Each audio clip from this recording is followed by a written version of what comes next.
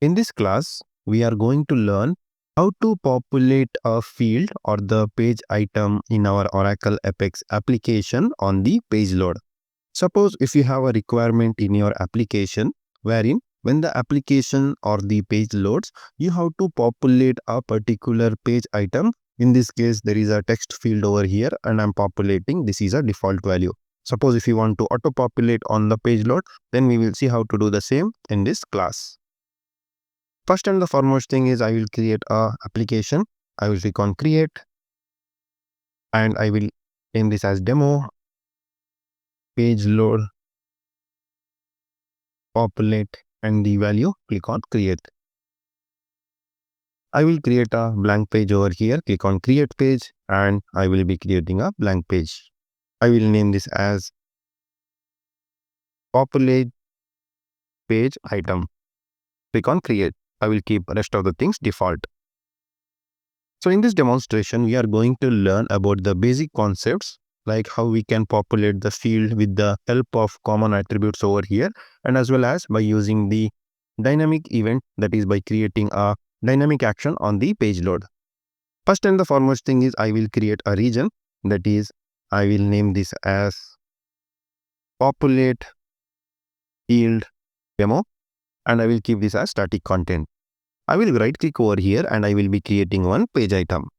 I will name this as message and the name is p2 underscore message. p2 is our page number. I will keep this as default, that is text field. Scroll down, you will be seeing this source.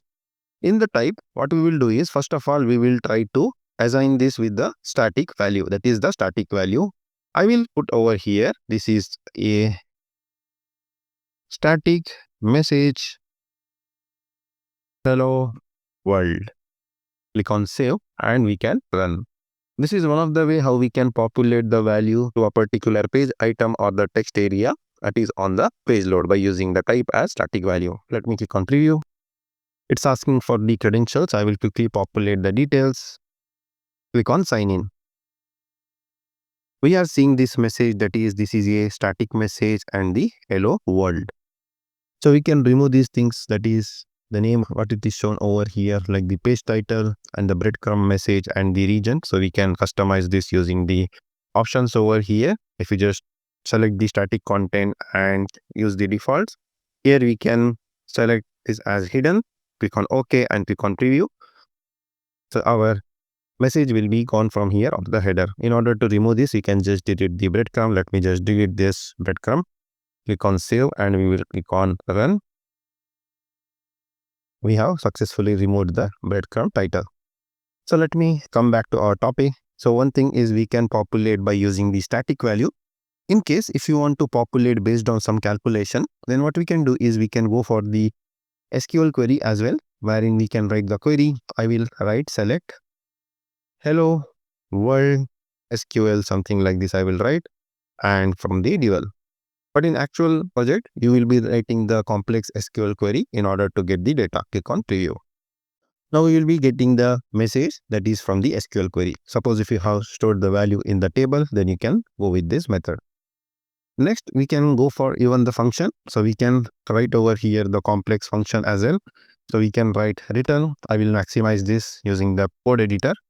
I will write over here within the codes user colon and I will append this with the constant and we will try to get the logged in user name, that is by using colon and the app underscore user.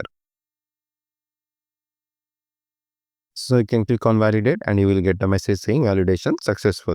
Click on OK, click on save and we can preview this application page. Click on preview. So we are getting the message now from the PLSQL function user and followed by the username. So like this, you can make use of any other value over here like the expression, preference, select multiple based on the item, or if you want to pull from some of the regions or the database column.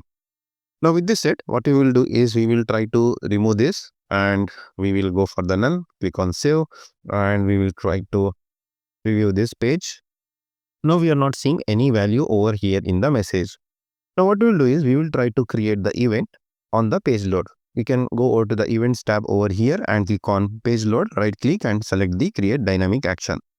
I will name this as populate message on page load. If you want, you can write it over here, or by default you have created the event on the page load. So it says on the load of the page, you have to populate some value.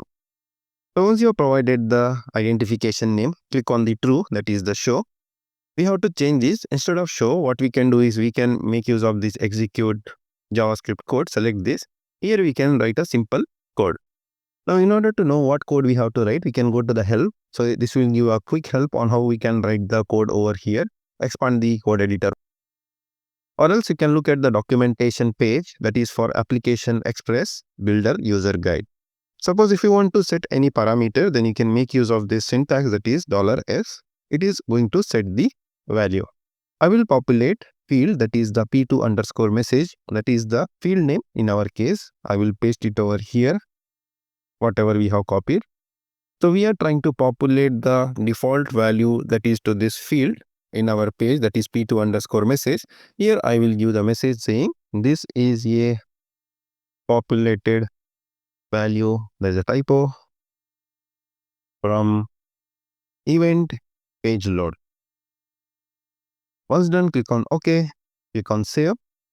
So p2 message I have written by looking at the name for our page item, that is over here. Click on run.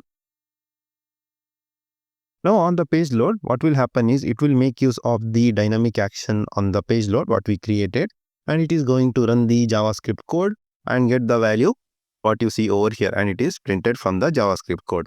So like this, by multiple ways we can try to populate the value on the page load in our Oracle Apex application. So sky is the only limit while using the events in the Oracle Apex. So we can create complex logic as well on the button click, on something change, dialog closed, or the page load. There are a number of possibilities using the dynamic actions. Suppose if you have a requirement similar like this, wherein you have to populate the data on the page load, then this demonstration will be very useful.